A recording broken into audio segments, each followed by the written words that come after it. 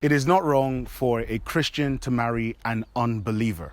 Now, pause. I know that might sound strange to you, but let me explain. In Romans chapter 12, verse 2, the Bible says that we should not be conformed to this world, but be transformed by the renewing of our minds so that we can prove what is that good, acceptable, and perfect will of God. This verse shows us that there are three tiers to God's will.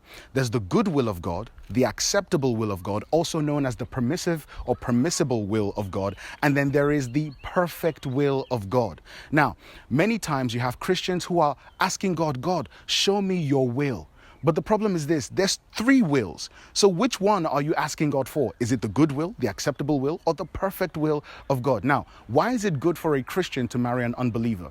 In Genesis chapter 2, the Bible says something. It says that God said, it is not good for man to be alone. I will create for him an help that is meet for him, that is compatible with him. But the next verse shows us something.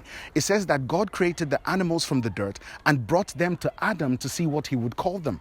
Right. So God thought that it was not good for Adam to be alone, but the next thing he does is to bring animals to Adam. That's the same picture as a Christian marrying an unbeliever. Yes, this sounds a little bit harsh, but it's the same picture. As long as the person is not saved, not to say that the person is an animal, but the person is an animal. No offense, no offense, no offense. So what is the acceptable thing to do? The acceptable thing to do is for a Christian to marry a Christian. That's the acceptable thing. So to be a Christian, having a relationship with an unbeliever is good. It is not wrong. It is good, but it is not acceptable.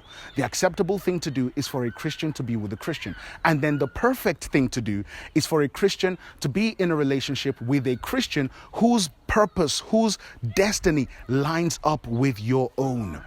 Don't be a Christian who marries another Christian, but your destinies are fully in opposite directions. No, marry somebody whose destiny, whose purpose, whose calling in life will line up with yours. That's the perfect thing to do. So next time when you're praying, is this the will of God? No, be specific. God, is this the perfect will of God? Is this the perfect will? The reason why you were praying about the last guy and it ended up in tears is because you were asking God if this is the will of God. Meanwhile, God is like, yes, this is only the good will. It's not the perfect one. It's only good.